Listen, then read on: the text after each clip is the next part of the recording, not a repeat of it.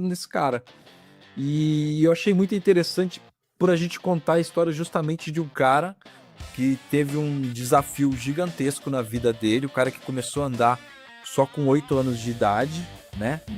Eu fiz novela no SBT, eu fiz novela na Record, eu fiz série na Band, inclusive as aventuras da Tiazinha, eu fiz, cara, quando eu conheci a Suzana pela primeira vez, cara, ali começou a jornada, porque daí eu comecei a fazer esse espetáculo e muita gente ia ver, né, o espetáculo, se a classe artística, o espetáculo fez um tremendo sucesso de público, lotava.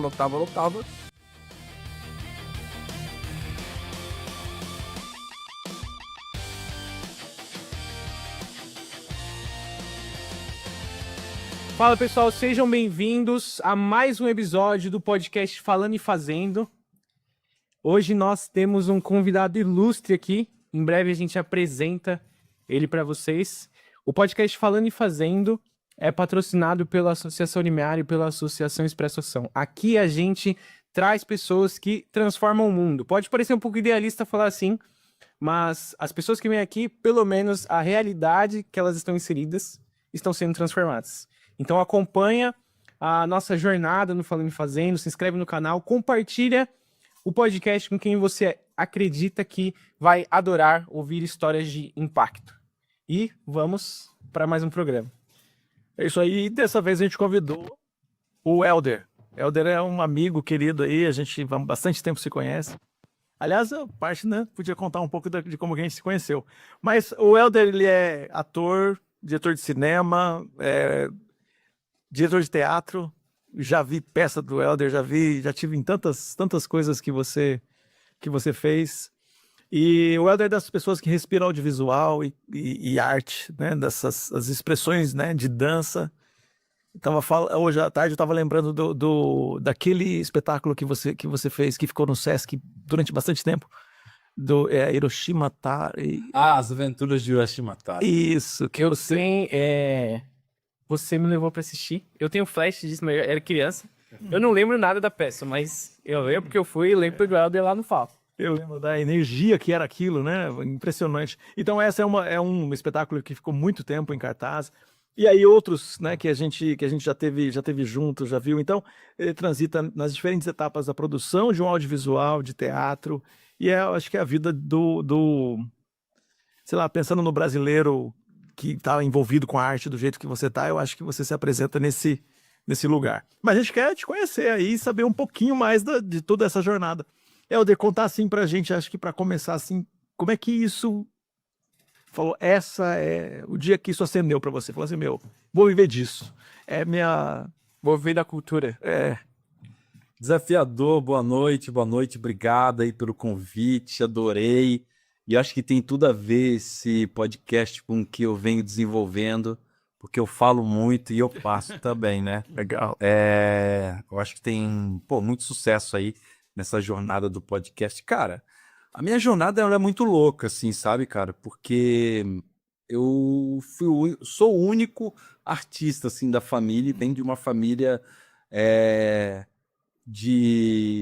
que nunca pararam em um lugar fixo, sabe? Meu pai trabalhava com construção civil, né, numa grande construtora, e minha mãe dona de casa, e a gente entrou numa vida maluca, porque a gente ficava mudando de um estado para o outro, nunca tinha uma residência fixa. Eu me considero carioca, porque é onde está a minha raiz, né? Mas nem nasci no Rio, nasci em Santa Catarina ali por um acidente. Acidente não, né? Porque meu pai estava fazendo uma obra lá, no período que a gente queria voltar para o Rio, mas não deu tempo, eu acabei nascendo lá. Eu nem conhecia a cidade, uma cidadezinha, um ovo, assim, chama Ituporanga. Bem fora, assim, de uma cidade bem de interior de Santa Catarina, e que eu vim conhecer a cidade depois que eu comecei a namorar minha atual esposa, que é de Floripa, né? Aliás, gaúcha, mas formou ali o núcleo ali em Florianópolis, e aí o meu sogro falou, você conhece de onde você veio? Eu falei, cara, não sei. Não sei como é que é essa cidade, não sei de nada disso. E aí falou, vou te levar para conhecer. E aí me levou, e por coincidência, olha que loucura isso, por coincidência ele me levou na maternidade que eu nasci, Oh, que ainda legal. existe, E falei com a minha mãe, olha, eu tô aqui na maternidade. Ela falou, que legal, que bacana, tá do mesmo jeito. Eu falei, mãe, não muda, né? Cidadezinha de interior é tudo igual. Uhum. E aí tava passando um médico, assim, bem apressado, né? E aí eu falei, daí eu falei assim, eu vou falar com o médico aqui, talvez ele tá até aí ainda. Eu falei, para, né, mãe, não vai estar, né? E eu conversei, era o médico que tinha feito meu parto. Uau! E ele, você acredita, tá até hoje lá. Que legal, cara. Malucas. E aí, essa história do meu pai, de a gente ficar mudando de um lado para o outro, eu entrei nessa empresa, comecei a trabalhar nessa construtora e chegou um momento que, cara, eu falei assim, poxa, eu não quero essa vida para mim não, sabe? De ficar de um lado para o outro, quero fixar a residência em algum lugar. E aí, nesse período, meu pai tinha saído do Rio, de uma grande obra, estava aqui em São Paulo e falou, você quer vir para cá trabalhar? Eu falei, quero. E eu vim para cá, cara, e falei assim, puxa, mas eu quero ter um outro caminho. E que não seja engenharia e que não seja administração de empresa. E fiquei pensando, pô, eu sempre gostei muito de arte, né? Uhum. Tinha namorado uma atriz lá no Rio, num período, frequentei alguns lugares com ela lá. E eu achei o meio muito legal, mas eu cheguei aqui em São Paulo sem conhecer nada, cara. E falei assim, Quantos anos você chegou aqui? eu cheguei em São Paulo foi em 1997. Uhum. Eu cheguei aqui. E aí estava trabalhando lá numa obra, e naquela época ainda não tinha nada de rede social, essas coisas. Eu peguei tava folheando, como é que fala? A lista telefônica. Amarela, ela. Cara, olha isso, cara. Faz tempo. Daí eu falei assim, cara, deixa eu dar uma olhada aqui num curso de teatro. E aí fui procurar nas páginas amarelas ali, eu vi ali, daí eu falei, pô, curso de teatro Vento Forte, ali na Franchube, ali, Frederico Chopin, ali no Jardins. E eu falei, cara, vou me inscrever e vou ver o que que dá. E me inscrevi.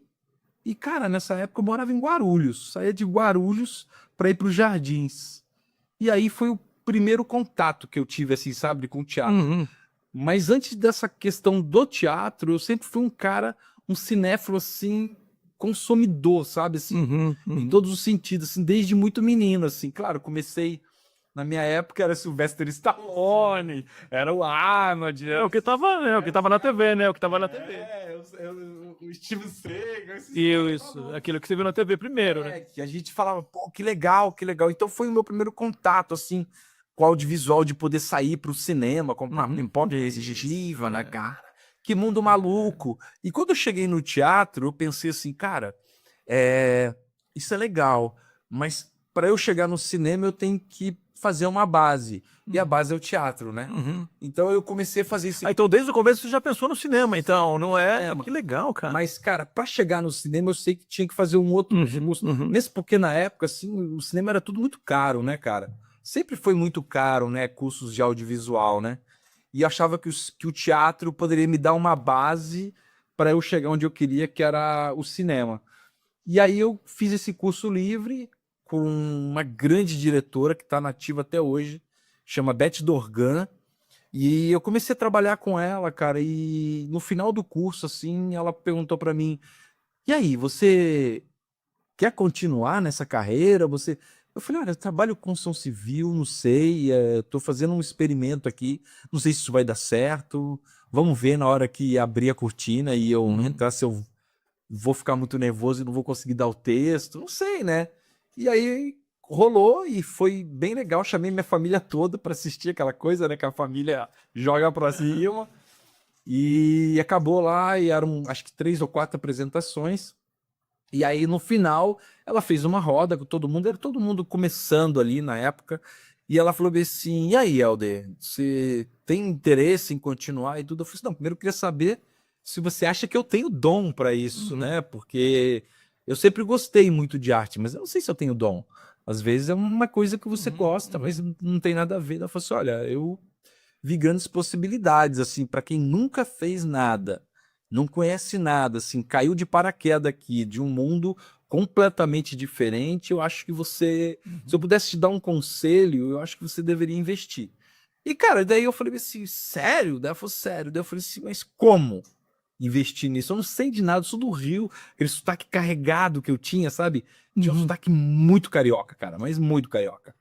E aí ela falou assim, primeiro você tem que dar uma trabalhada no seu sotaque aí, que para estar em São Paulo, tentar deixar ele mais neutro, né? Máximo. Mas eu te indicaria algumas escolas profissionalizantes, que eu acho que poderia ser legal. E aí ela falou assim, ó, do outro lado da rua tem uma escola muito boa, que chama Indac.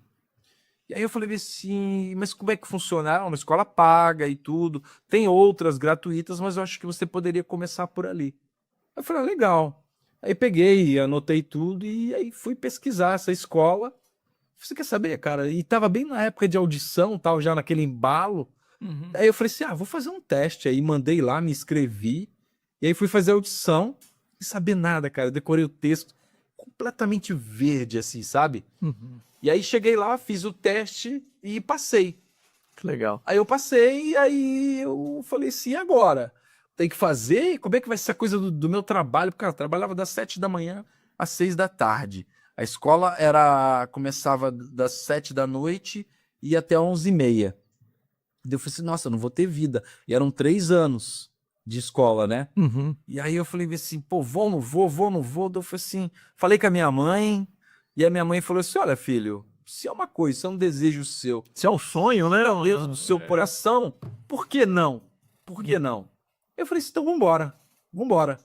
E aí fui, cara, encarei e fui, Uhum. e fiz essa escola, só que aí chegou assim, acho que quase no final do primeiro ano, eu tava muito cansado, cara, porque a jornada era muito longa, eu dormia muito pouco, porque eu tinha que estar no trabalho em Moema às 7 horas da manhã. Então, eu acordava às 5 da manhã. E aí a jornada ia até 11h30. O último ônibus para eu chegar na minha casa saía meia-noite. Eu chegava 1h30 em casa. Então eu tinha esse período para dormir, cara. De 2 a 5, cara. Então era muito pouco. E eu consegui levar um belo. Chegou uma hora que eu falei com a minha mãe, não tô aguentando mais. Ela falou assim: e aí? O que o seu coração diz? Eu falei: meu coração diz que meu pai vai ficar bem bravo comigo, mas eu vou abrir mão. Ganhava um baita de um salário, tinha juntado uma grana e falei assim: olha, meu, enquanto eu vou atrás dessa história aí, vou ver o que que acontece. Ela falou assim: vai, segue seu coração. Minha mãe sempre foi dessa, sabe? Uhum. Segue seu Arrisca, né? vai e vê o que que dá. E eu, cara, abandonei o emprego, saí, e aí mergulhei de cabeça nesse sonho, e aí foi onde tudo começou a acontecer. Aí quando o dinheiro começou a acabar, e eu falei assim, e agora? Como eu vou me manter para eu pagar o curso? Era caro também o curso, né? E aí eu já não estava conseguindo mais pagar o curso já no segundo ano, né? Porque era um valor alto e eu não tinha um fixo. Uhum. E aí eu falei assim, cara, eu vou começar a inventar coisa aqui. Daí comecei a mandar currículo, fazer aquelas coisas de book, foto e para publicidade e tudo. Aí comecei a fazer figuração e ganhava um cachê na figuração, ganhava um outro cachê ali. Aí fazer performance, comecei a fazer essas coisas, juntava tudo e daí teve um dia que eu tava muito... Falei assim, cara, vou abandonar, eu não consigo pagar isso. Ali mais ou menos no comecinho do segundo ano, eu falei, não aguento, eu não consigo pagar. E aí fui falar com um amigo meu que era da coordenação, inclusive hoje é um grande ator aí da Globo, de coisa, que é o Eduardo Semerjian. É um baita ator aí da televisão, série, Netflix e tudo. Ele me chamou de canto e falou assim, vem cá. Eu falei, cara, eu vejo que você tem um desejo muito grande, eu vejo que você tem uma gana, que você tem uma vontade de fazer. Eu vou te dar um toque. Eu falei assim, o quê? Isso não pode te mandar embora daqui. A única coisa que vai acontecer é que você não vai ganhar o seu certificado de conclusão, mas você vai ganhar o conhecimento. O que que vale para você, o certificado ou o conhecimento? Eu falei, não tô nem aí para certificado, eu quero conhecimento, entendeu? Através do conhecimento eu faço a minha vida. Ele falou assim, então toca o barco e vai de mim tudo. Eu falei, então vou. E eu fui, cara. Eu fui e aí falei, olha, não tem, mas eu vou fazer o curso. E aí no final, quando tiver para me formar, eu vejo o que acontece. E aí eu acho que eu acertei na decisão, porque eu fui até o final, aí comecei a fazer muita coisa, e assim, já no segundo ano de escola eu já fui convidado para fazer um primeiro projeto profissional. E era um espetáculo infantil. Aí eu fiz, ganhei bastante experiência com viagem, com vários lugares, turnês e tudo. E aí logo na sequência, um diretor muito conhecido, famoso, que é o Sérgio Ferrara, falou assim, olha, cara, eu tô com um projeto e eu tenho um ator que tá fazendo uma peça do Plínio Marcos, Plínio Marcos estava vivo ainda. E falou assim, cara, e o ator vai sair, eu vou precisar de um Você cara. não apresentou num lugar lá na Billy Soares? Então, essa peça aí que você tá falando? Acho que é. Fui lá ver, cara. Eu vi essa peça aí. É uma peça super violenta sobre presídio. E o negócio fortão, assim, uma coisa pesada. Lembro de. Pesado. Foi na época que a gente se conheceu, cara. Foi bem nessa época, cara. E aí ele falou assim, olha, cara, você quer substituir o cara? Daí eu falei, pô, quero. Ele foi sair pra fazer um filme e eu entrei no espetáculo. Aí no espetáculo tinha o Jairo Matos, o Antônio Petrin. Vai ser mesmo, Os caras barra pesada, assim, sabe? De novela que eu vi os caras na televisão, quando cheguei perto dos caras, meio que deu uma travada, assim, sabe? Você olhava os caras assim e falava, nossa. Claro que eu sei. E... A gente sabe como é travar, né? E aí, cara, de repente já tava do lado do Plínio Marcos, cara, trocando ideia com ele, assim, do nada, um cara que... E começou a jornada, porque daí eu comecei a fazer esse espetáculo e muita gente ia ver, né, o espetáculo, se a classe artística... O espetáculo fez um tremendo sucesso de público, lotava. Foi no Teatro Arena, e a partir disso eu comecei a receber um monte de convites para trabalhar profissionalmente, e eu não tinha nem DRT. Porque, pô, Tinha que terminar o curso, né? comecei a terminar o curso. Terminar o curso e ter o diploma da DRT, né? DRT. E aí eu conheci um diretor que, na verdade, ele fazia esse mesmo espetáculo, Antônio de Andrade, mais conhecido como Tonhão Saudoso, já falecido. Ele tinha um grupo que chamava Luiz e Ribalta. E era um grupo que tinha uma tradição muito grande também no teatro infantil, juvenil, sabe? Ele falou, vem pro meu grupo. Eu falei, opa! Eu caí já no grupo dele, tava trabalhando com o Sérgio, que era um cara que tinha um nome forte, daí eu fui para esse grupo, e aí de repente eu comecei a me encontrar, sabe? No teatro ali, comecei a fazer um espetáculo atrás do outro, comecei a ser convidado para fazer um monte de espetáculo sem DRT, sem ter me formado, e aí já no final do segundo ano de INDAC, cara, eu comecei a receber tanto convite profissional que eu falei assim, quer saber, cara? Eu acho que eu peguei uma base aqui na escola, fui, né? E aí, através desses trabalhos profissionais que eu juntei, Que é currículo, né? que é currículo, Que é outra forma de DRT, né? Currículo ou curso. exatamente. Aí, esse Tonhão, Antônio de Andrade, falou assim, e aí, como é que... Ah, precisa de um diretor para assinar, né? E aí foi assim, eu falei, cara, e agora? Eu larguei a escola, como é que eu vou ter um diploma, que eu sou um ator profissional? Ele falou, calma, você tem currículo, agora você tem matéria, você tem foto no jornal, você tem na revista, aqui nós vamos juntar tudo isso, vamos lá no SATED, que é o Sindicato dos Artistas, e vamos dar entrada no seu DRT, e foi assim que eu tirei meu DRT, cara, não acreditei. E daí... Sabe que o meu DRT é isso, né? Nunca... Essa coisa que falar de DRT é só quem tá no lugar, né? O meu DRT de técnico de cinematográfico, eu consegui, aí tinha esse problema, né? Você tinha que ter a formação de rádio e TV, ou você tinha que comprovar que você tinha lá, né? E o diretor de produção precisava assinar teu pedido lá no Sindicine. E aí, cara, eu trabalhei 3 meses CLT na TV Barriga Verde, sei lá, em 92. Mas eu nunca imaginei que esse documento ia funcionar, né? Eu falei assim, eu acho que esse é o último registro na minha carteira de trabalho que eu tenho. E foi isso aí que me deu o DRT, cara. É que essa foi uma das comprovações. Aí tinha as outras coisas lá, o vale cachê, o negócio, né, do trabalho. Mas aí a gente, o tempo todo interagindo com os atores também que estavam, né, no começo de carreira e Muito louco, lidando porque com as isso. pessoas dão muito valor pro DRT, que é só um número, né? Isso é um número que você tem, E você tem uma ideia, assim, foi tudo muito, aconteceu muita coisa no começo, assim, inclusive a televisão. De repente, eu tava fazendo teste por um personagem da televisão e, cara, eles nunca me pediram o tal do DRT, cara. Eu fiz novela no SBT, eu fiz novela na Record, eu fiz série na Band, inclusive as aventuras da Tiazinha, eu fiz, cara, quando eu conheci a Suzana pela primeira vez, cara. E, cara, tudo sem apresentar o DRT, cara, entendeu? Eu fiz novela no SBT, tudo.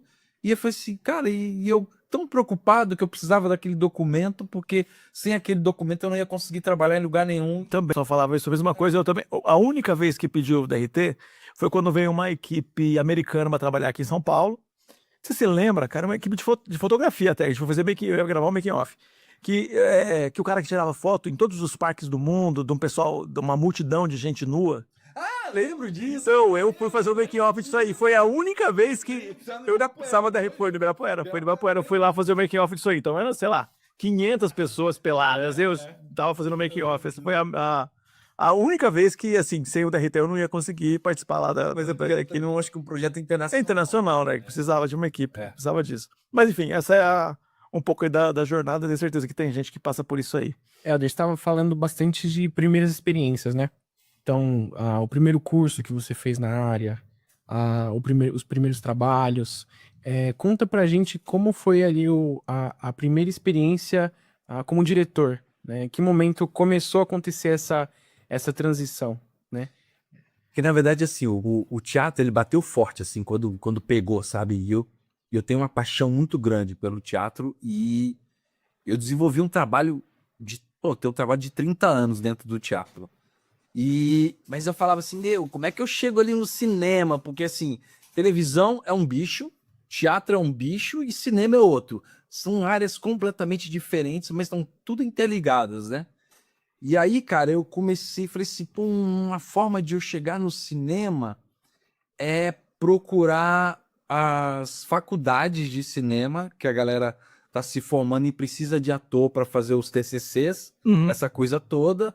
E eu falei, aí é um bom caminho até para eu aprender interpretação de cinema, porque é completamente diferente de TV e teatro, né?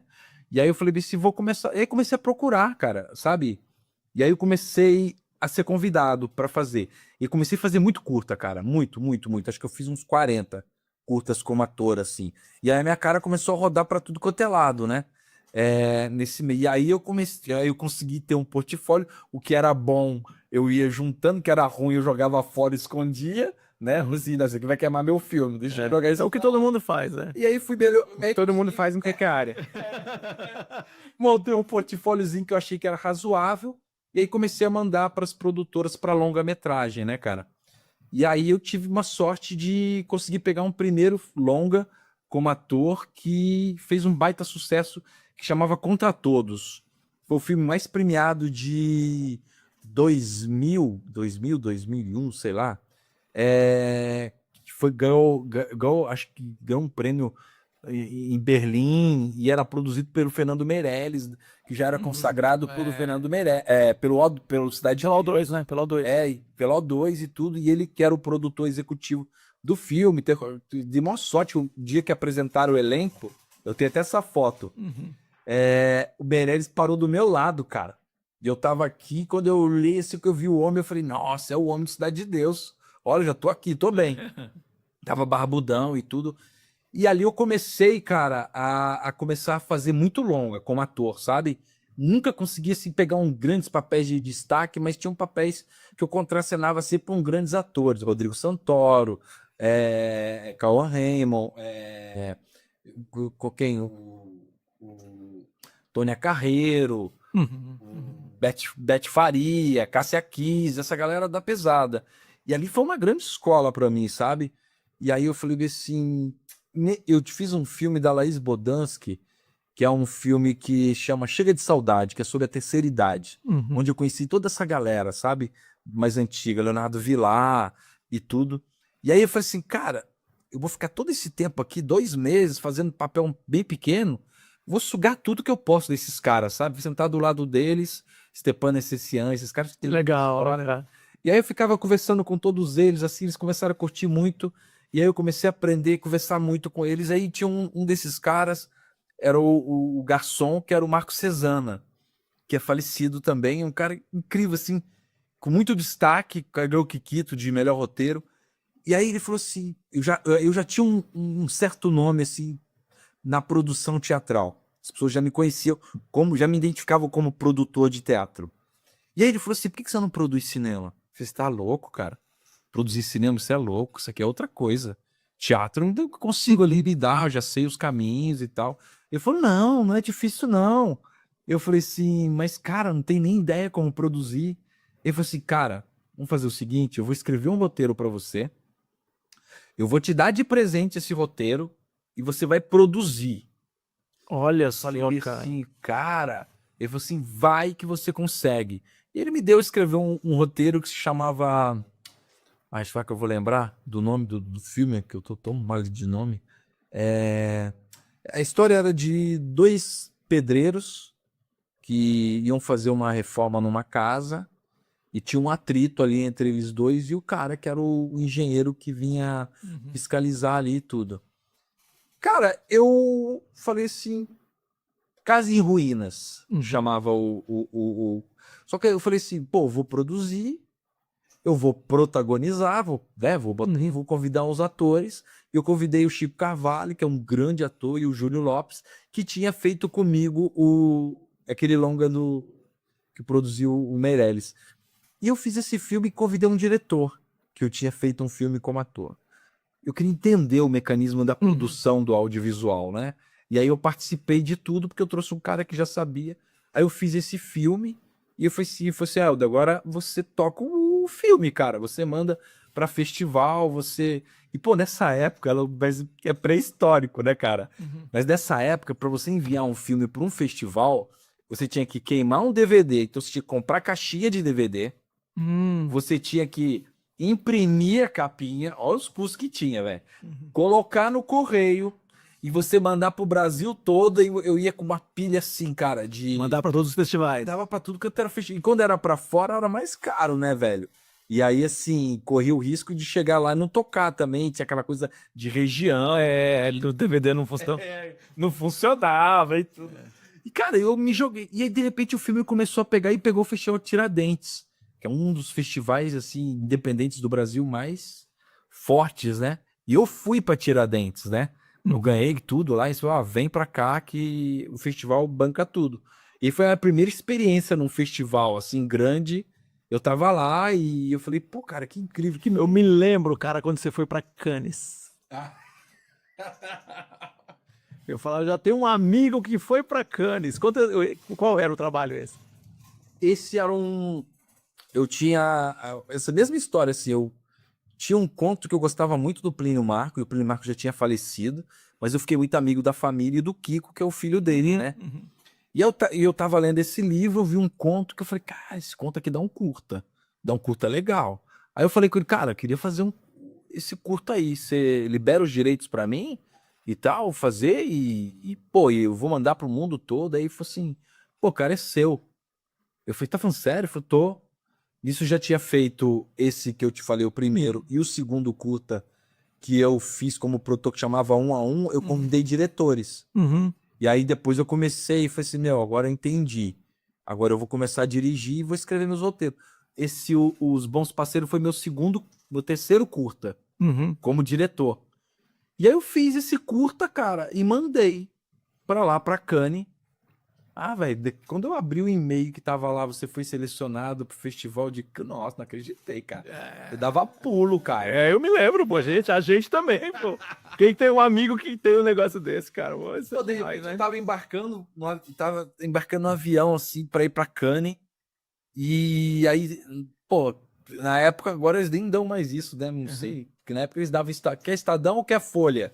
Eu quero Estadão. Eu peguei Estadão. No avião, né? Mas cada um tinha escolher o jornal, né? Eu já ia direto na página da cultura. Quando eu abro na página da cultura, tava o meu filme e o meu nome grandão lá, cara. Eu tomei o coração. Legal demais, cara. Legal demais. Eu falei assim, nossa! Eu falei assim, amor, sou eu, tá falando do filme aqui, olha aqui. Ela falou assim, nossa, e era tava o meu filme e um outro nesse festival, dessa edição do Festival de Cannes, que foi em 2014. Cara, quando eu vi, eu tava ali no tapete vermelho de Cannes, do Lázaro, ele na pré-mundial de um filme argentino que chamava Relatos Selvagens, que tinha a produção do Almodóvar. E o ator principal era o Ricardo Darín, que é o maior ator argentino, né, cara? Ele tava os dois lá. Eu vi, quando eu bati o olho que eu vi, pô, Almodóvar, caramba! Ricardo Darín, assim, sabe? Aí abre-se um portal. Outro mundo, né, cara? Pô, se eu tô aqui... Estourou a bolha, né, cara? Se eu tô aqui, alguma coisa... Tem um diferencial, né, cara? E aí, cara, aquilo ali eu peguei pra mim. E no ano seguinte, eu tinha rodado um outro filme que tratava de um tema sobre uma usuária de cocaína que chamava Noia, Um Dia no Limite. E esse também foi selecionado pro Festival de Cannes também. Então, 2014 e 2015 eu tive 2 filmes lá em Cannes. E aí, cara, eu falei, é isso que eu quero fazer, é isso que eu quero tocar, entendeu? E aí foi ali porque o que eu percebi?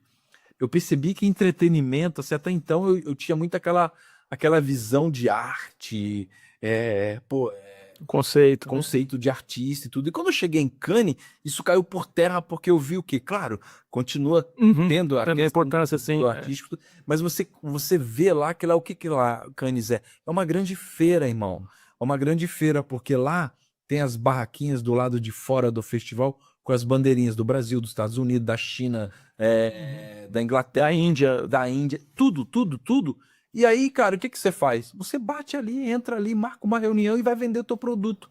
Então, ali onde que você consegue distribuir e vender o teu filme para o mundo todo. Entendeu? Se você tem uma distribuidora, encurta um pouco esse caminho, porque a distribuidora já sabe aonde ataca e ela já sai do Festival de Cannes com o seu filme vendido para o mundo todo. Entendeu? Então você mete as caras no independente e vai batendo. Aí eu fiz reunião com o pessoal da Noruega, da Suécia, participei com o pessoal da África do Sul. E o teu inglês para trocar essa? Não, eu tinha uma menina que ela veio junto para falar. Meu inglês era horroroso, é até hoje, mas Mas a coragem empreendedora, né? A coragem empreendedora é essa energia. Fala assim, você é minha voz. Eu falo aqui, você vai pro inglês. Tem que meter as caras. E eu falar, cara, deu muito certo. Vai, filhote, eu conheço um cara que é parecido com ele. O Pedro é assim também, tá em tudo quanto é coisa escrito, cara. Num monte de... Enfim, não consigo nem descrever a lista de coisas que tá escrito. Cada dia ele dá a resposta de uma coisa. Passei pra outra fase, tem mais isso, tem mais aquilo. É isso, cara. O quanto mais... você tem que saber qual que é a proporção de nãos que você toma pra você levar um sim. Mas isso é muito legal, Pedro, sabe por quê? Eu vejo muito isso assim, ó. O Noia, Um Dia no Limite, foi um filme assim que ele foi muito bem sucedido, cara. Ele ganhou 30 prêmios. Os caras falaram, caraca, mano, 30 prêmios no mundo todo, cara. Esse filme rodou todos os continentes do mundo, até pra Austrália e Oceania ele foi. Que da hora. Pra África, pra Europa, pra América do Norte, Canadá, Estados Unidos, América do Sul, América Central. Cara, foi pra tudo quanto é canto esse filme. E os caras falam assim, mano, mas que legal, que bacana, que... Eu falei assim, pô, mas isso é muito premiado e tudo. Irmão, de 30 prêmios, eu mandei esse filme para mais de 250 festivais. Entendeu? Tem que ter coragem de bater na porta, né? Ganhar no volume. A proporção de não que eu tomei foi gigantesca, cara. Mas eu falei assim, 10%, 15%, uma porcentagem, não aqui, não ali. Beleza, sai como? De repente tem alguém que vai se identificar com a obra, entendeu? Eu sempre penso assim. Eu falei assim, no começo eu sofria mais. Pô, meu filme não é bom, ninguém seleciona. Mas aí com o tempo eu comecei a perceber que assim, cara, é um mercado muito competitivo. E essa ficha caiu quando eu fui para Cannes. Porque eu vi que lá tá o mundo todo tá lá. Então, cara, se você manda um filme seu para um festival, tá todo mundo mandando o filme deles pro festival também. E é muita pretensão sua achar que o teu filme é melhor do que de todo mundo, entendeu? Tem curadores que vão se identificar mais com aquela obra, com a outra, e isso não significa que o seu filme não seja bom, entendeu? Então você vê, 30 prêmios, e tal. O Fã Número 1, que é o meu último curta, que chegou agora, que eu lancei em 24, chegou agora, 30 prêmios empatando com o Neumann, não passou. Mas, cara, eu mandei também por 300 festivais. Que legal, que legal. A gente vai falar do que você está fazendo agora, mas eu queria voltar numa coisa assim que foi muito especial pra gente, pela causa, né, da pessoa com deficiência, porque a gente tem a Júlia e a gente está muito envolvido com isso, né? A Júlia é autista, a minha filha, né, irmã do Pedro. Mas a gente então tá o tempo todo envolvido com isso, porque daí tem a gente está falando de um segmento, um grupo de pessoas com quem a gente convive, né? Porque agora ela, como adulta, então interage com outros adultos com síndrome de Down, autistas e com deficiência motora também. E a gente então tá o tempo todo vendo e lidando com esse grupo. Aí você lançou que assim é disruptivo porque mostra uma pessoa com deficiência que rompe todas as barreiras que é possível, né? A gente lida com isso, né? Que a gente sabe que no mundo real a pessoa com deficiência não é uma pessoa que tem super talento. Mas quando a gente vê a história, é o Marcos, né? Quando a gente vê a história dele, ele não é esse cara do super talento, é o cara dessa persistência que a gente tá falando aqui. Que é um cara que fala, meu, é uma barreira, eu vou superar. E ele é bailarino, mano, com paralisia cerebral. Essa parada é demais, cara. E é isso aí, é a história dele que você contou, né, cara? Não... E foi uma história maluca, porque assim, cara, eu sempre me vi como um diretor de ficção. Uhum. E toda a minha obra, assim, vou dirigir 14, agora que tá chegando 14 curtas e 5 longas, né? Também tá chegando agora que a gente vai falar daqui a pouco. E assim, esse filme, O Artista e a Força do Pensamento, foi meu segundo longa. Meu primeiro tinha sido de ficção, que eu falava sobre violência urbana. Vocês tinham ver? Sim, vi sim. Que era muito violento e tal, mas E você foi várias... eram vários... Que eu peguei essa ideia do Relato Selvagem Crânios. Sim, mas foi legal demais isso aí, cara. Com várias histórias pequenas e tal. E eu fiz. Meu nome tá lá, né, cara? Você vai lá nos créditos, meu nome foi legal demais. Vai participar, conversando sobre isso é demais, né, cara? É a violência da nossa cidade, né, cara? Como a nossa cidade é violenta e as histórias são os mundos paralelos da violência que a gente conhece aqui na cidade, né? E aí eu falei assim, poxa, cara, pintou essa oportunidade, já conhecia, eu trabalhei com a mãe dele durante 8 anos na Oficina Cultural Oswaldo de Andrade. E eu conhecia toda a história de bastidores, né? De ela me contar na mesa ali, que a gente conversava muito, a gente é muito amigo. E eu falei assim, poxa, o que você acha de eu fazer um documentário sobre a história dele? Ela falou assim, pô, ia ser legal e tudo. Daí eu falei assim, pô, vou conversar. Daí eu conversei com ele e a gente foi amadurecendo a ideia, mas eu tava num momento como ator, assim, bombando, assim, fazendo muita coisa, sabe? E não conseguia uma brecha para parar e focar no trabalho. Então, meio que se arrastou, assim, desde o primeiro contato até o filme pronto, foram 10 anos, assim, que se passaram, né? Mas chegou uma hora que eu falei assim, meu, acho que agora eu tô preparado. Ele já tinha feito algumas viagens para fora do país. Eu falei assim, cara, vou fazer esse cara. E eu achei muito interessante por a gente contar a história justamente de um cara que teve um desafio gigantesco na vida dele, o cara que começou a andar só com 8 anos de idade, né? Uhum. Eles andavam numa motoquinha, né? Para poder se locomover de um lado para o outro. Eu falei, cara, eu acho que é uma história muito rica de superação, de vontade de acontecer, né? E ainda mais tendo a diferença que ele tem dentro da dança. E eu fiz esse filme, cara, convidei... Aí tentei primeiro editais, né, de fomento, não tinha Aldir Blanc na época, tinha algumas outras leis, eu tentei várias e não consegui passar em nenhuma. E aí eu cheguei e falei assim, quer saber? Vou na Rafa. Vou no independente mesmo, vou rodar esse troço. Fazendo mesmo, né? Uhum. E aí, cara, eu fiz o filme, montei, tive uma dificuldade para montar, porque... Cara, você tem que ficar pedindo favor de um para um e para outro. Mas enfim, consegui fazer e lancei o filme. E aí, quando eu lancei o filme, cara, o filme foi um sucesso, cara. Uma coisa assim que eu não esperava. Mas eu queria contar muito aquela história. Eu coloquei muita energia naquele filme. Misturei com alguma coisa de ficção que eu gosto de usar e tal. E de repente, quando eu vi, o filme estava sendo convidado para festivais pelo mundo todo. Aí a gente viajou para Seul, na Coreia do Sul, para Moscou, na Rússia, no meio da guerra. Eu fui para Belgrado, na Sérvia. Eu fui para Los Angeles. Eu fui para Nova York. Cara, rodei o mundo todo e o Brasil todo. E eu assisti aqui no Centro Cultural Banco do Brasil, aqui no centro. Com a Júlia, que ela foi demais, ela adorou. Ela adorou, assim. Então você vai para ver como acerto na linguagem, né, cara? Então vai ser uma... Por reconhecimento, por isso né? que agora eu fiz questão de te perguntar, para ela, do Paulinho, né? Porque para mim a visão dela é interessante pelo como ela lê, como ela vê a história, sabe? Como chega nela. Então, por isso que é muito interessante. Eu falei, pô, pergunta para ela o que ela achou, fala para mim.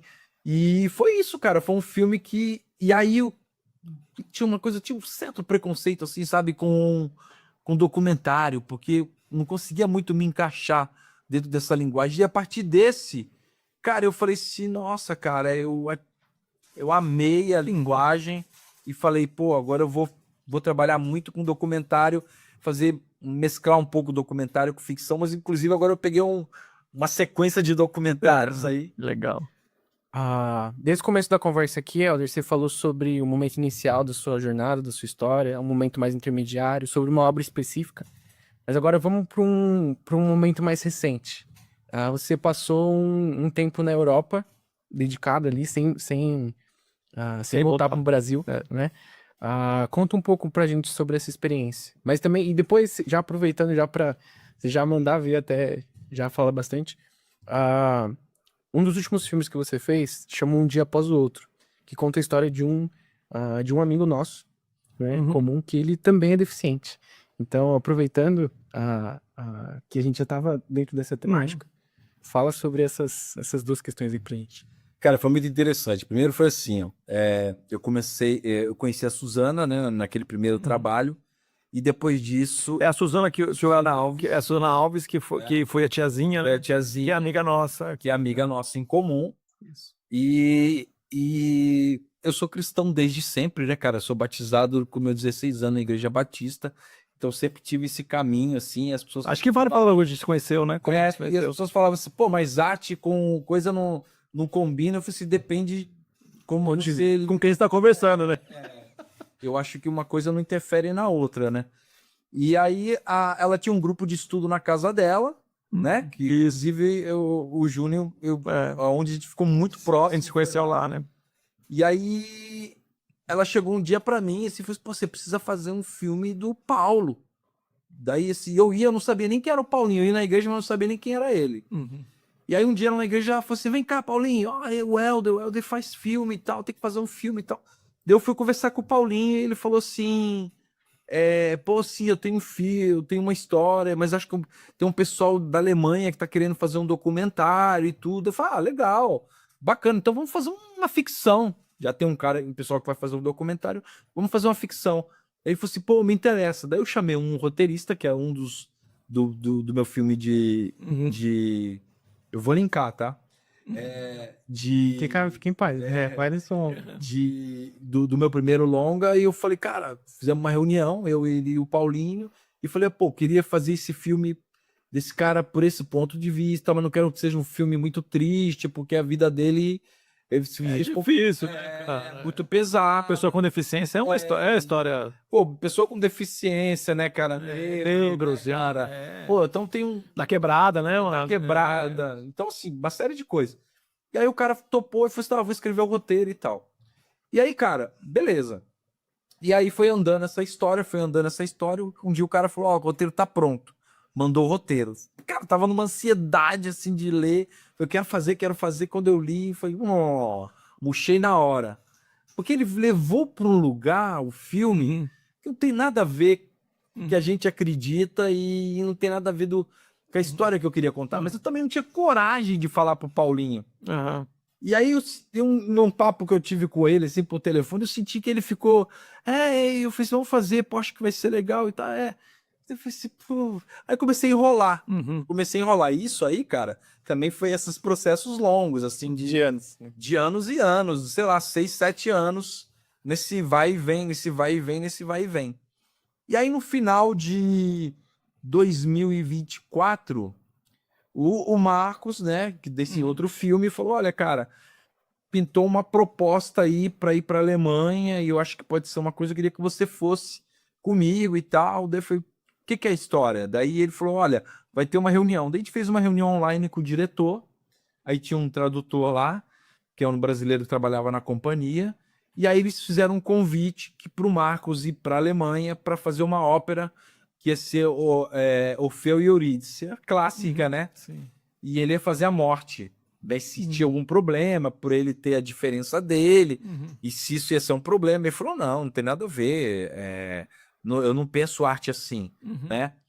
E aí a gente começou a negociar, né, valores, né, para ir. E aí quando eu fiquei sabendo que era um ano, eu fiquei meio que em pânico, né? Falei assim, pô, vou largar minha filha, minha esposa, ficar um ano fora na Alemanha, não fala inglês. Não... Eu falei, como é que vai ser isso? E aí eu fiquei meio tenso, conversei bastante com ela e tudo, eles fizeram uma proposta financeira muito boa. E aí eu falei assim, pô, cara, dá pra segurar uns belos 2 anos aí, né? Ganhando em euro, né? E aí eu falei desse, cara, eu vou dar uma cartada aí pra ver se o cara topa. Porque você também não quero ir pra ficar só. Eu quero fazer alguma coisa, quero produzir, não consigo ficar parado, né?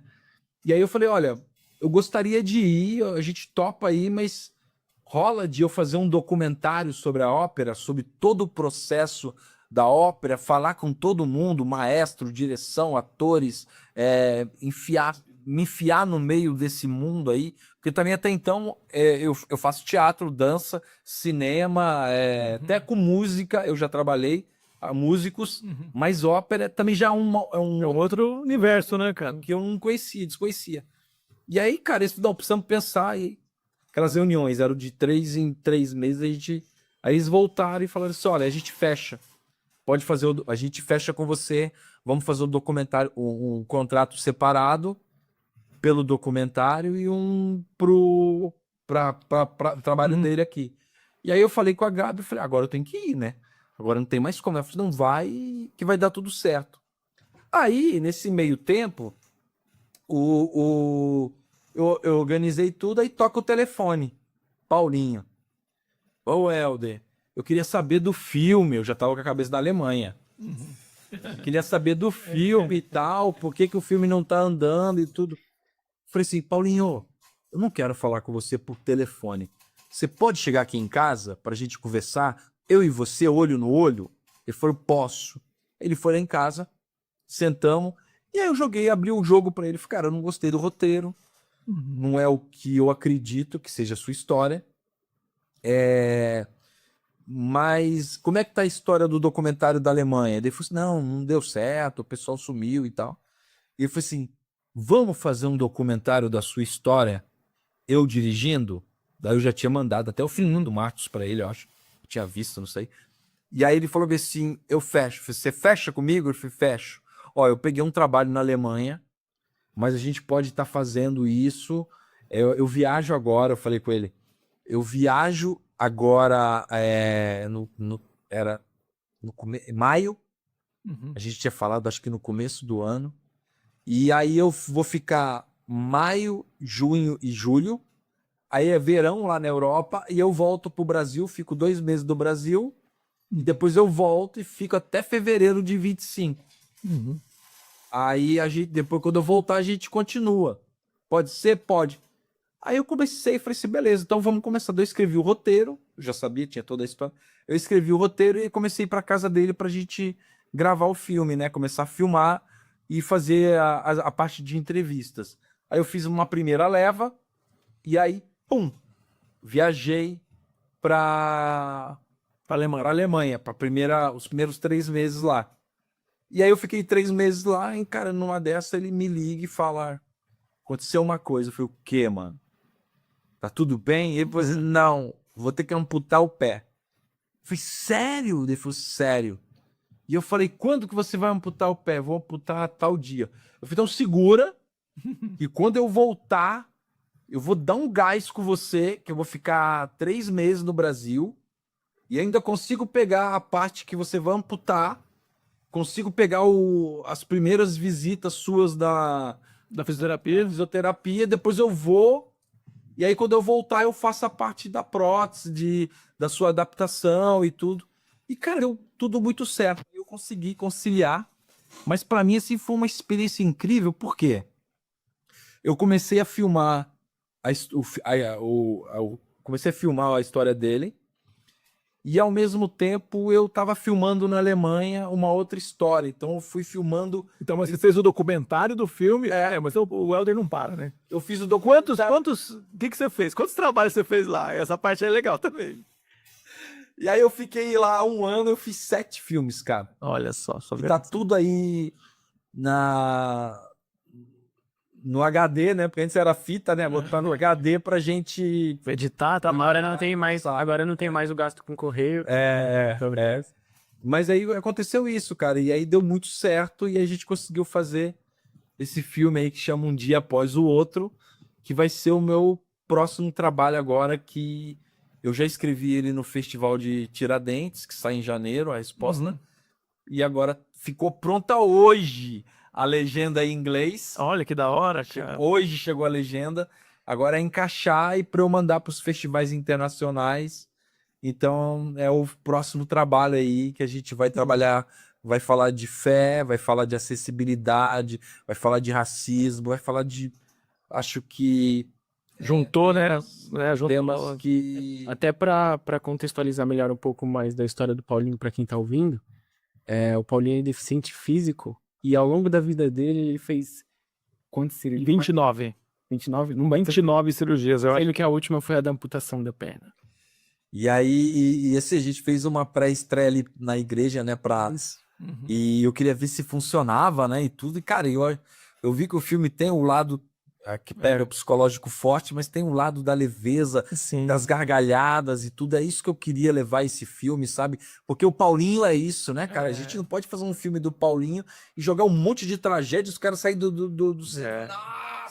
Mas, além de tudo isso, né? O Paulinho é um sobrevivente de leptospirose hemorrágica, né, mano? Que é um negócio. Tanto que assim, é um cara que ele nem sabia.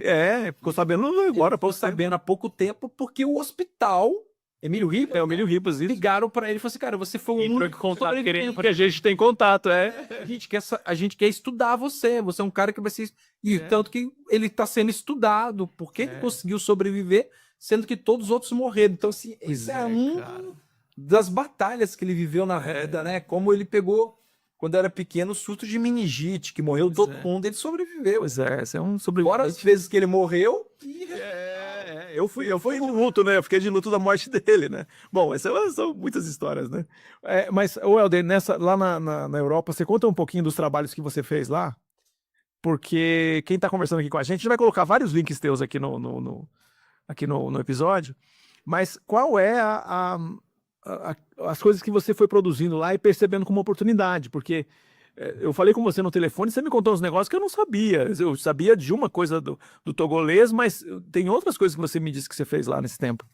Foi muito legal, porque cara, foi muito bacana. Essa experiência lá na ópera foi muito interessante, porque eu vi ali, cara, o mundo se abrindo, sabe? Porque ali tinham mais de 50 nacionalidades.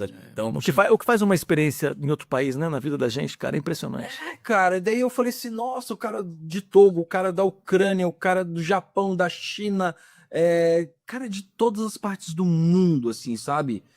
E aí eu comecei a conhecer esse pessoal todo e, cara, tinha um cara que me chamava muita atenção, porque sempre que ele olhava pra mim, lá na cantina, onde ficavam os artistas ali, que a gente tomava café e tudo, eu falava praticamente quase ninguém, mas tinha alguns brasileiros, tem brasileiro, e aí os que trabalhavam nessa ópera, um do coro, que tá nesse filme, e o outro que fez uma tradução pra nós, e um dia eu cheguei pra ele e falei, cara, aquele cara me chama muita atenção, porque toda hora que eu olho pra esse cara abre um sorrisão pra mim, o que ele é? Ele é da onde e tal? Ah, você tá falando do Ali? Eu falei assim, ele é um cara... Eu queria conhecer esse cara, meu. E aí, eu falei, não, vem, eu vou chamar, ele é muito maneiro e tal. Chamaram ele, me apresentaram. Aí ficaram fazendo a tradução, conversei com ele. E senti uma conexão muito forte, sabe? Eu não sabia o que era. E aí a gente começou a se encontrar várias vezes na cantina, né? E aí sempre tinha um brasileiro ali que falava alemão. A gente começou a bater um papo até um dia que eu falei assim, ele trabalhava no departamento de dança do teatro. É uma empresa esse teatro, uma empresa assim de gigantesca. E aí eu falei assim, você é bailarino? Ele falou, não, eu sou ator. Eu falei, ator? Você trabalha no núcleo de dança? Ele falou assim, o que pintou ali, caí ali, pô, tô abraçando e tal. Daí eu falei, mas o que rola? De onde você é e tudo? Porque me chamava a atenção que ele tinha umas cicatrizes aqui assim, 3 aqui. Que é típica de uma etnia lá. E 3 aqui. E eu falava assim, cara, que essa cicatriz, né? Daí ele falou, sou de uma ilha, de uma aldeia nativa do Togo, que é um país pequeno da África. E o que eles faziam? Quando as crianças nasciam, eles marcavam com ferro quente, né? Faca, né? Que abria, né? A ferida, né?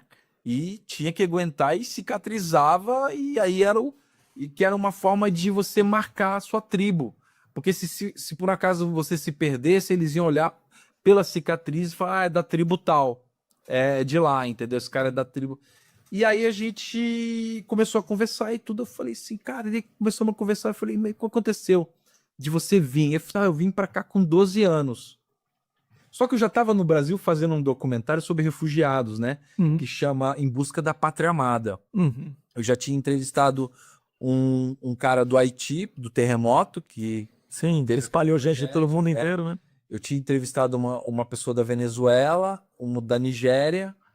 E aí, quando eu tava lá, eu falei assim, pô, aqui também é uma oportunidade que tá o mundo aqui, todo mundo também vem pra Alemanha tentar alguma coisa. Aí eu fui conversar com ele, pô, você topa dar um depoimento pra um documentário meu que eu tô fazendo, você falar de Togo? Daí ele começou a falar pra mim, eu falei, como é que é a sua história? Daí ele falou assim, cara, eu saí do meu país com 12 anos, porque eu tava na escola, os rebeldes, né, que eles se chamam, né? Uhum. Com metralhadores, começaram a metralhar, e começou a descrever a cena, cara, e eu comecei a ver as imagens, metralhando na escola, as crianças e tudo, criança pulando pela janela e tudo, e ele conseguiu fugir e tal, e aí a família, o pai dele é nigeriano, a mãe é de Togo, pegaram e falaram, foram pedir asilo na Alemanha, ele chegou com 12 anos na Alemanha, e lá ele aprendeu o alemão, e aí ele já, tipo, é um cidadão alemão, né?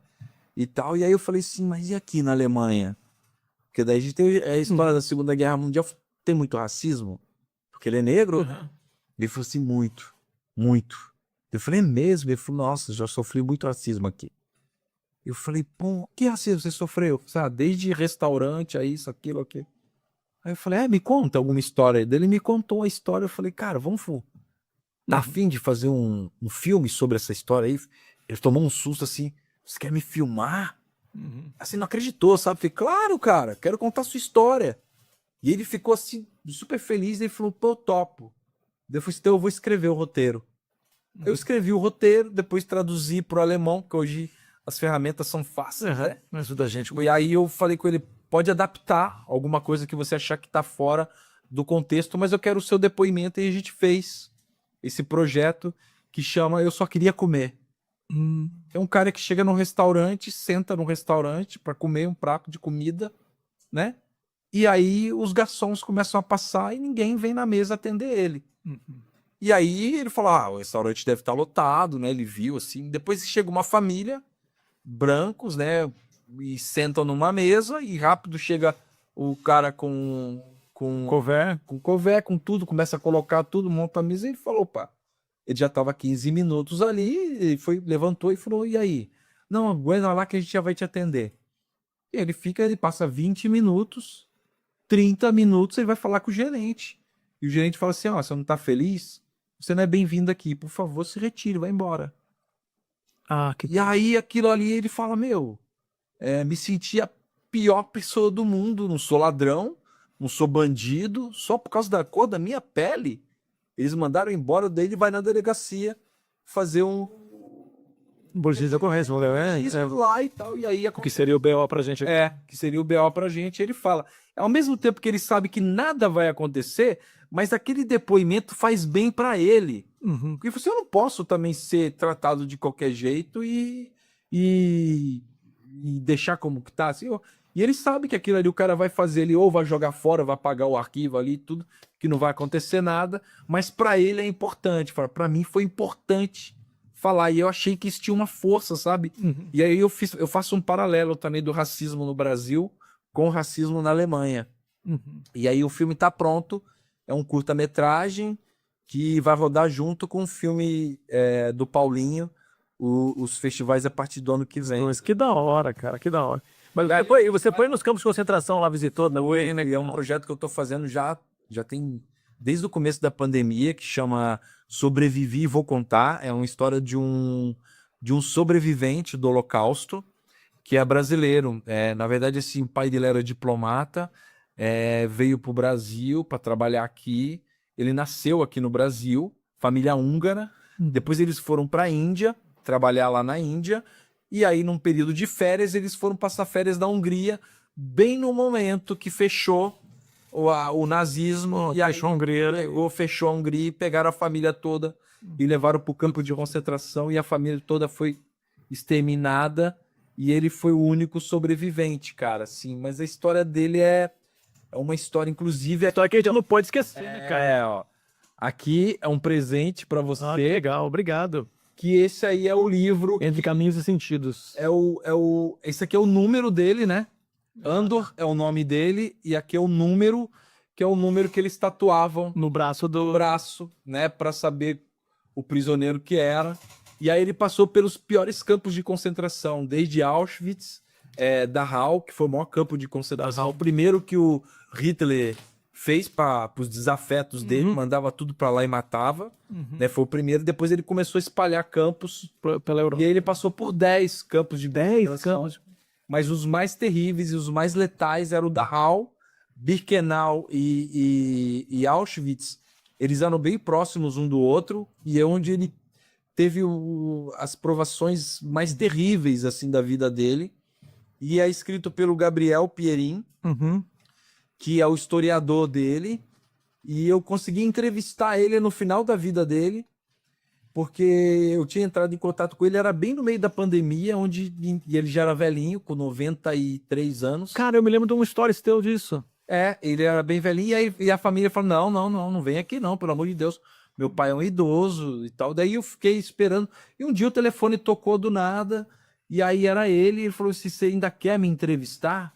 Eu falei, ô, senhor Andor, seria um grande prazer poder conversar com você e entender a sua história. E eles então vem que eu não tenho muito tempo. Eu imaginei, falei, claro, 93 anos, né? A qualquer momento, né? Pode ir, né? E aí eu fui, no dia que eu fui, ele falou, não, eu tô com câncer terminal, em poucos meses de vida, mas eu quero contar a minha história pra você, porque eu quero que você não deixe a minha história morrer. Essa história, o Holocausto, a gente não pode de jeito nenhum esquecer. Ele falou disso, né, assim, cara? o antissemitismo está crescendo Pois muito, é. os jovens já acreditam, tem 80 anos, é uma história super recente, e fosse os jovens agora acham que nunca existiu o Holocausto. O Holocausto não teve. Então, assim, escreve, faz esse filme e solta esse filme no mundo. E aí o que foi legal? Porque quando ele falou isso, esse negócio ficou muito na minha cabeça. E quando eu fui para a Alemanha, a primeira coisa eu falei assim, cara, a primeira oportunidade eu vou escapar e vou para esses lugares aí. E aí foi assim, porque tudo era muito forte, eu falei assim, cara, eu vou para Dachau. Aí eu fui para Dachau, que é um campo de concentração que fica ali em Munique, do lado de Munique. E é impactante, você chega lá, você já vê, já arrepia, é um sentimento horroroso, assim.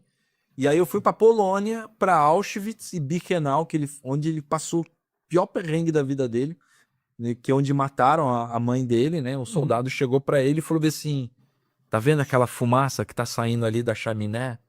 Eu falei assim, então, sua mãe tá saindo pelaquela chaminé agora. Cara, que coisa. O cara falou isso para ele. E aí no depoimento ele para...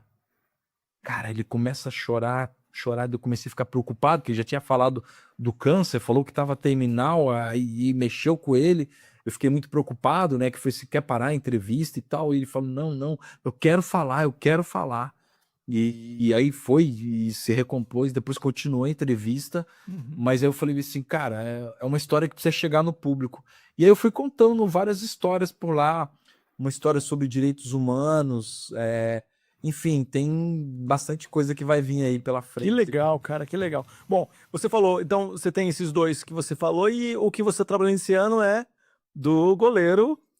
Esse é um filme muito especial, que é o pai do Gabriel Pierin, que eu comecei esse trabalho com o Gabriel Pierin, Leonardo Granado, que é o roteirista que escreve sempre comigo, ele falou assim, Helder, você sabia que o Gabriel é filho do Lalá, um goleiro histórico do Santos que jogou no maior time de todos os tempos do Santos, junto com o Pelé?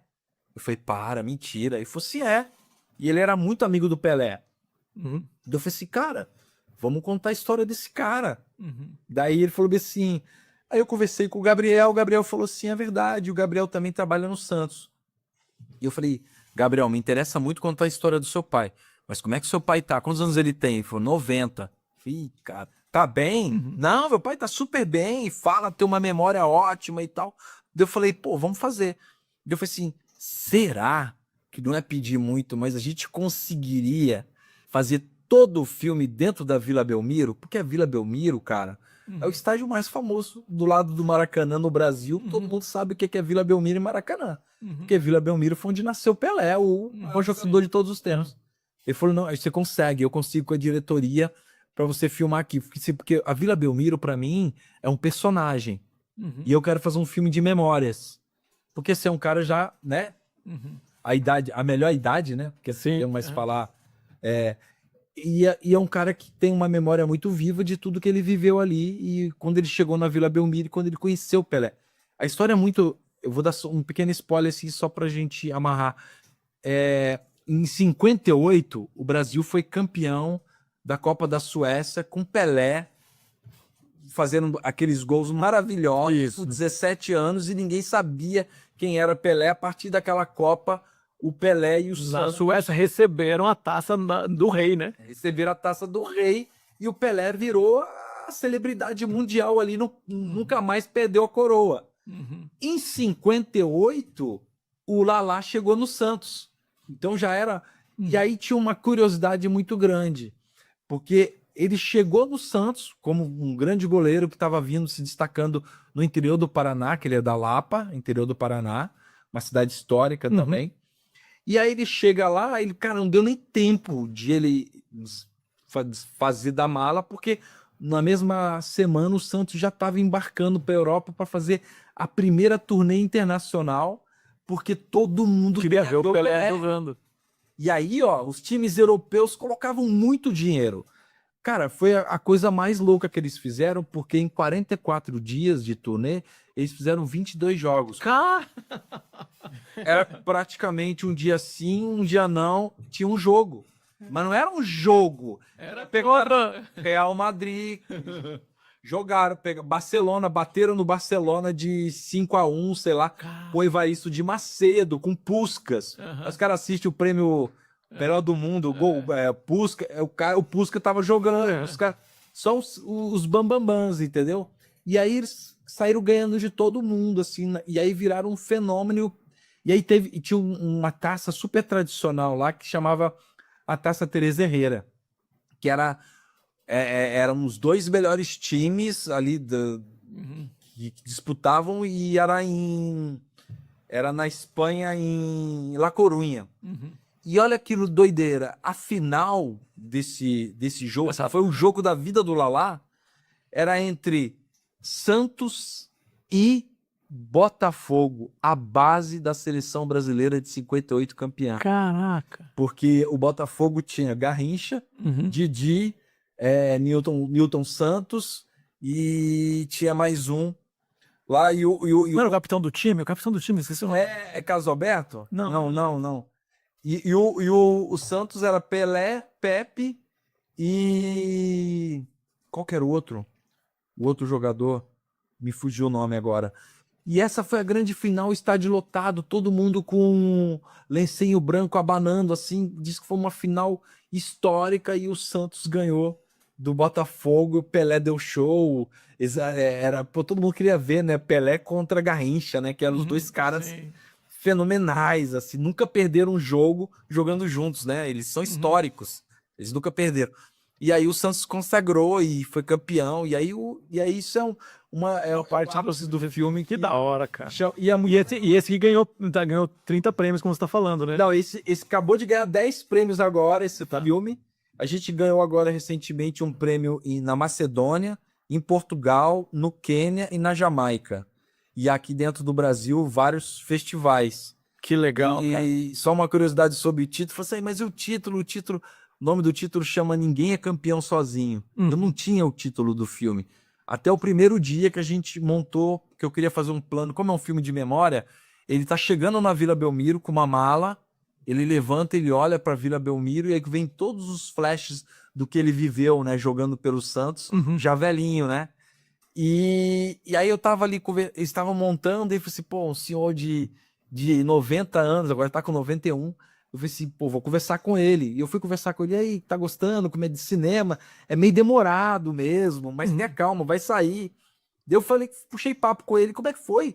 Jogar com o Pelé, cara. Pô, você jogou com o Pelé, você foi amigo do Pelé, você dividiu o quarto com o Pelé. Na final da Taça Teresa Herrera, era ele e o Pelé no quarto, conversando. e tal. E aí ele falou, cara, o Pelé não jogava sozinho. Ele falou pra mim.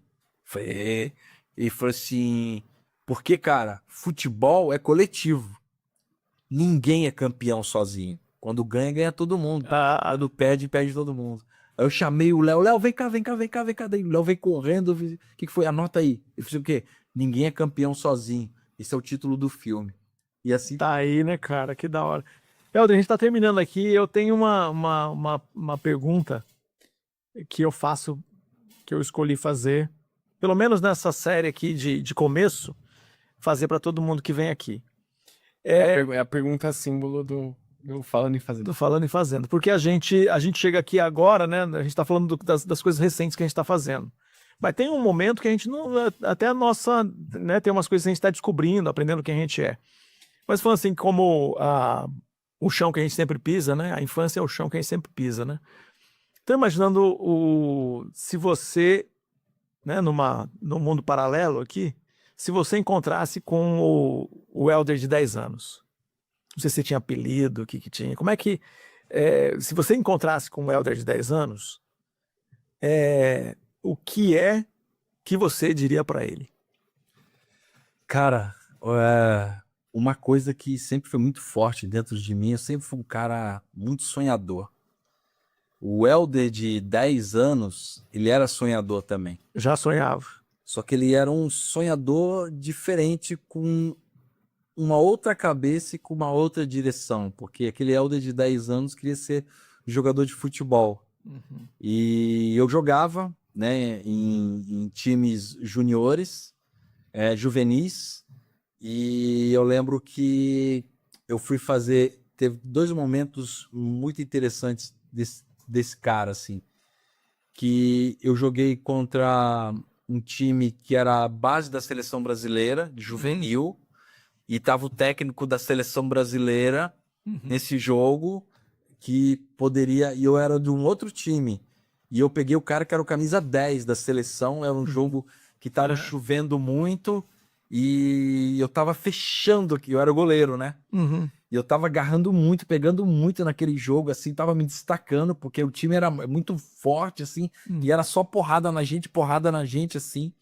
E eu ficava eu tinha uma coisa na cabeça e tentar manter sempre o mental forte, falando assim, se eu pegar tudo aqui hoje, esse cara vai me chamar pra seleção e eu vou pra um clube grande. Uhum. Então eu não posso deixar passar nada. Não posso deixar passar nada. E eu pegava, cara, pegava.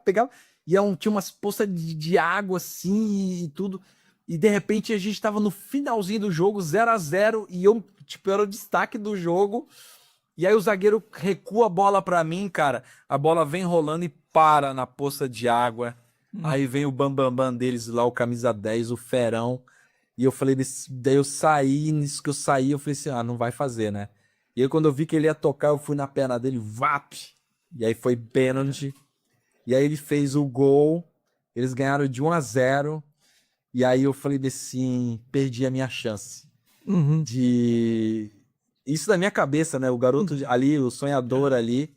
E acho que depois de uns 3, 4 meses, a gente foi convidado, esse time chamava Agulha Negra, lá do Espírito Santo, dessas andanças do meu pai, para fazer um jogo que era Desportiva Ferroviária não, era Vitória da Bahia com Desportiva Ferroviária, que era o jogo profissional do Campeonato Brasileiro, e a gente ia fazer o primeiro jogo, né, para divertir o público ali, e a gente ia jogar com a Desportiva Ferroviária, que tinha o Sávio, antes de ir pro Flamengo.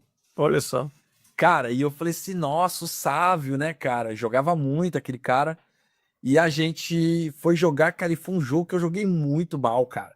No primeiro tempo eu tomei 4, cara. No segundo tempo o técnico me substituiu e colocou o reserva tomou 4, nós perdemos de 8-0. E o estádio lotado. Eu falei assim, cara, eu acho que esse sonho não é pra mim. Mas, cara, não é que você tem que deixar de sonhar. Eu acho que a vida são de oportunidades. Logo depois, cara, como isso, nada disso influenciou. Chegou 3 propostas para mim, para eu fazer teste no Flamengo, no Fluminense e no Vasco. Eu, flamenguista, não queria nem... Falei assim, Vasco eu não jogo nem a pau, que era o time do meu pai e do meu irmão. E aí eu fui falar com a minha mãe, mas eu era muito moleque, a minha mãe falou assim, não vou deixar você ir pro Rio de Janeiro sozinho, e era um repórter da Globo na época que levava as crianças para fazer, os moleques para fazer o teste lá, né? E na peneira para ver se ficava ou não. E aí ali acabou minha vida, né? Aí eu falei assim, pô, O que você diria para pro Helder de eu 10? desisti, cara, porque não necessariamente aquilo ali é o que vai te fazer uma pessoa mais feliz. Às vezes a vida te leva por outros caminhos e você vai se encontrar na frente numa coisa, num propósito Legal. muito maior. E o Helder, menino, diria alguma coisa para você? Cara, o Helder menino, acho que ele ia falar pra mim, vai com tudo, porque a minha mãe me ensinou a ser assim, sabe? Quando os meus pais se separaram, eu tinha 16 anos. E o meu mundo desabou. Porque o meu pai era o meu farol. E a partir do momento que eu não tinha mais aquela figura paterna dentro de casa, que era a minha mãe que tinha que fazer os dois papéis ali, eu achei, e muito pelo contrário, ela falou bem assim, olha, vocês vão conseguir chegar onde vocês querem, só depende de vocês. E elas, batendo na mesa, só depende de vocês.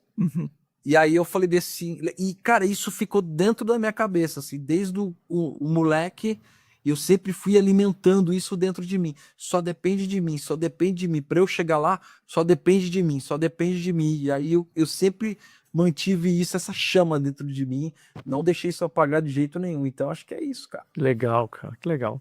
Helder, muito obrigado por ter aceito o convite, por ter aceitado participar do Falando e Fazendo, ainda no seu formato inicial. Você que assistiu até aqui, muito obrigado por acompanhar a gente, muito obrigado por ter assistido esse episódio aqui, junto com o Helder, por ter ouvido a história dele. Compartilha esse episódio com alguém que você acha que vai gostar dessa conversa e acompanha a gente aqui no Falando e Fazendo, que a gente vai contar muitas histórias interessantes, muitas histórias transformadoras, assim como a do Helder. Grande abraço e até a próxima. Até o próximo. Valeu.